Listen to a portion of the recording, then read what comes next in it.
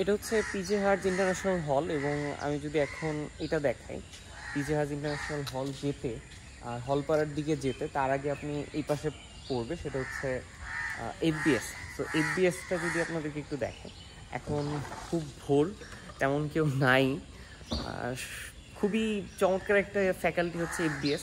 এখানে সাধারণত বলে যে অনেক পশ পাবলিক যারা আছে তারা পড়াশোনা করে, কারণ এখানে প্রচুর প্রফেশনাল এমবিএ হয়, যার জন্য কিন্তু এই ফ্যাকাল্টিগুলোর ইনকামটা একটু বেশি ভালো অন্যদের থেকে।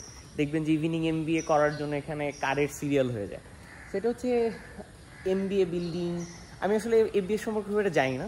এটা হচ্ছে এমবিএ বিল্ডিং। এই পাশে একটা ডিজিটাল লাইব্রেরি আছে যেটা কিনা মার্কেটিং বা এরকম কিছু একটা। আর আরেকটু যদি দেখাই, আচ্ছা এইগুলো হচ্ছে যে বাগান বিলাসের এখানে অনেক ফুল টুল হয়, এটা খুবই ফেমাস একটা জায়গা, এখানে সবাই ছবি টবি তোলে। আর যেটা আছে ফ্যাকাল্টি অফ বিজনেস স্টাডিজ, এফবিএসের কমিউনিটিটা অনেক স্ট্রং। আর এটা হচ্ছে ওই এমবিএ বিল্ডিং।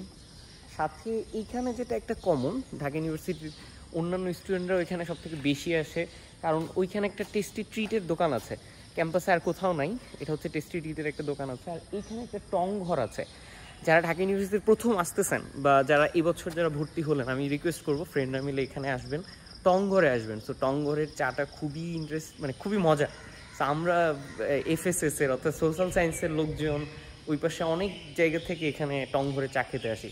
শুধু চা না, আরও অনেক কিছু পাওয়া যায়, কিছু স্ন্যাক্স আইটেম টাইপেরও পাওয়া যায়। এই হচ্ছে ঢাকা ইউনিভার্সিটির এফবিএস। এফবিএসের ঠিক এই দিকটাতেও আছে, অর্থাৎ দুটো ইন রোড আছে, অর্থাৎ দুই দিক দিয়ে আপনি আসতে পারেন। আর এটা হচ্ছে ই লাইব্রেরি, যেটা কিনা যে রবি কর্তৃক এস্টাবলিশড করা এখানে। সেটা হচ্ছে ই লাইব্রেরি। এই হচ্ছে এফবিএস। তো এফবিএসের পাশেই হচ্ছে কলাভবনের। সো আমরা এখন কলাভবনের দিকে যাব, আইবিএ দেখাবো আপনাদের। আইবিএ কিন্তু কলাভবনের ঠিক পিছনের দিকে অবস্থিত। সো এই রুটটা ফলো করবো, অর্থাৎ আমরা হলপাড়া থেকে বের হয়ে এফবিএস মুখী হয়েছি। এফবিএস হয়ে আমরা শ্যাডো হয়ে আর্টস বিল্ডিং হয়ে আমরা কিন্তু আমার সোশ্যাল সায়েন্স ফ্যাকাল্টি, আইবিএ, এই জায়গাগুলো কভার করবো।